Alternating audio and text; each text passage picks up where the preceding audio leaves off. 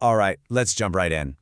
What if I told you that everything you see, everything you touch, everything you experience, it isn't just happening to you, it's happening because of you? Today, we're digging into a really radical idea from a source text that pretty much flips our whole understanding of reality on its head. It all boils down to one fundamental question. Is your mind just a reflection of the world, or is the world a reflection of your mind? So this quote, this really gets right to the heart of the argument. The source is basically saying that the reason we feel so powerless all the time comes down to one massive mistake. We've got the relationship completely backward. Think about it. We see our own consciousness, which the author says is the true host of our reality, as just a passive guest. Like we're just visiting a world that's in control. But what if that's totally, completely wrong? Okay, so before we dive into the author's big idea, we've got to understand what they're arguing against. Let's take a quick look at the conventional view, the one most of us just kind of accept without even thinking about it. And the source points to this dictionary definition as like Exhibit A of our flawed thinking. It basically says consciousness is just a reflection of the objective material world. In other words, existence determines consciousness. In this model, we're just along for the ride.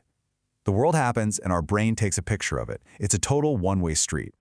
So what's the big deal? Well, the consequence of seeing ourselves as passive is we become victims, right? We start blaming everything else, fate, bad luck, the universe, for all our problems. We just sit around and wait for some kind of savior, whether it's a person or a policy, because we've been told our whole lives that the power is out there, somewhere else, and not inside us.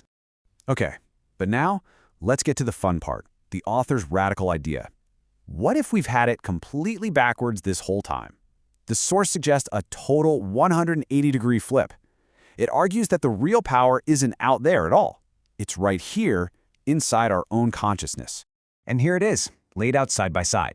The conventional view says the outside world shapes your inner mind. But the author's view flips it. Your inner mind shapes the outside world. It looks like a simple switch, but think about that for a second.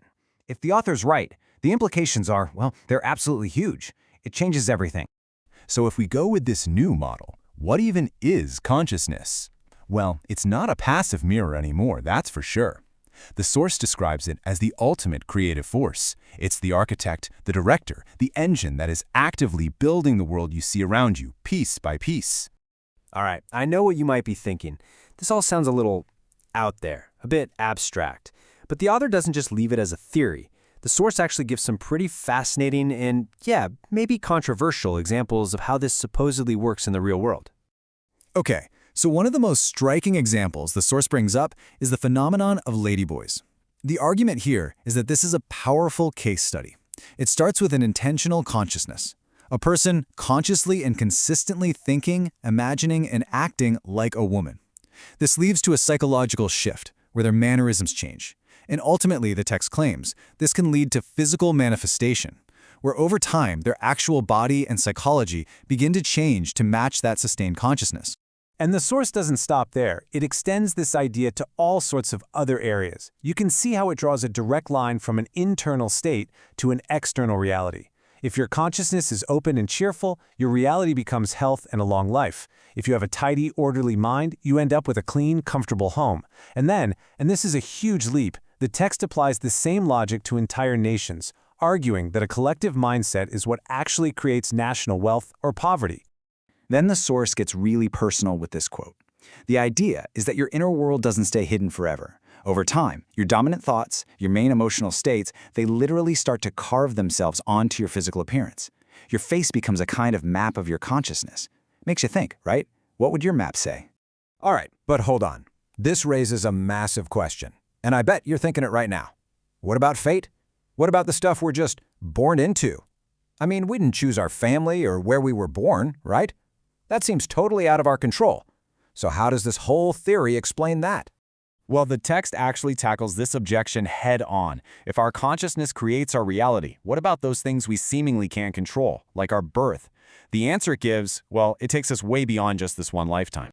The source's explanation is past lives. Yep, it argues that our birth circumstances aren't random at all.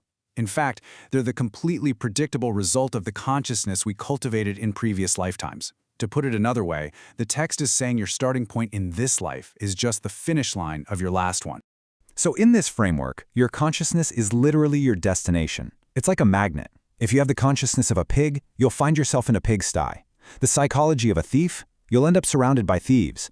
But on the other hand, the consciousness of a Buddha leads to a Buddha land. The consciousness of a celestial being takes you to paradise. Your inner world today is creating the outer world you'll be born into next time. Okay, so after all of that, where does this leave us? If we accept this premise that consciousness is the cause and reality is the effect, what's the big takeaway? What are we supposed to do with all of this?